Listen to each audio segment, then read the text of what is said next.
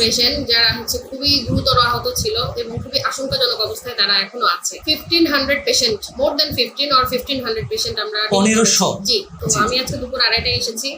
তো আসার পর থেকে যতটুকু দেখেছি এবং তার আগে যতটুকু আমি জেনেছি গতকাল রাত থেকে, around 1500 patient, more than 15 or 1500 patient আমরা 1500। জি, এরকমই সংখ্যা হবে আমরা ডিল করেছি। তার মধ্যে 500, অ্যারাউন্ড 500 পেশেন্ট আমরা চিটাং মেডিকেল কলেজে রেফার করেছি।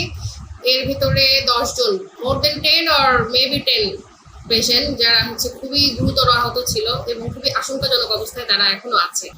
আর মেইনলি যে ইনজুরিগুলো নিয়ে আসছে তার মধ্যে ছিল এমনি ছিলে গেছে, কেটে গেছে, ডিপ কাট ইনজুরি ছিল, হেড ইনজুরি ছিল, এমনি একটু ট্রমা হয়ে গেছে, জাস্ট স্কিনের নিচে ব্লাড জমে কালো হয়ে গেছে, এই ধরনেরও ছিল।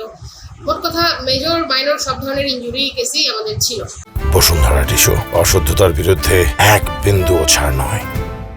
আমি আসার পরে একদম মেজর খুব সেন্সিটিভ একটা কেস পেলাম, যেটা ছেলেটার ডান হাতের এখানে একদম এদিকেও ছিল, বিভিন্ন জায়গায় ছিল, তবে ডান হাতেরটা এখানে এমন ভাবে তার কেটে গেছে, এত ডিপ কাট ইনজুরি যে একদম ফিনকিতে যেরকম রক্ত ছুটে।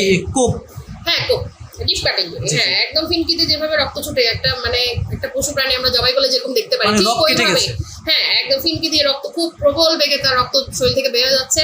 ওটা আমরা খুব কষ্ট করে প্রেশার ব্যান্ডেজ দিয়ে, হাতটা বেন্ড করে, টাইট ব্যান্ডেজ করে আমরা প্রাইমারি চিকিৎসা দিয়ে ছেড়ে দিয়েছি। এখন এর মধ্যে যদি কোনো পেশেন্ট শকে চলে যায়, এরকম কোনো পেশেন্ট যদি আমাদের কাছে এখন আসে, দুপুরে চিকিৎসা নিয়ে চলে গেছে, এখন এইভাবে আবার শকে চলে গেছে, তার বিপি ফল করতেছে, এভাবে যদি কেউ আসে তাহলে বুঝতে পারবো যে হয়তো তার ভিতরে ইন্টারনাল ব্লিডিং হচ্ছে।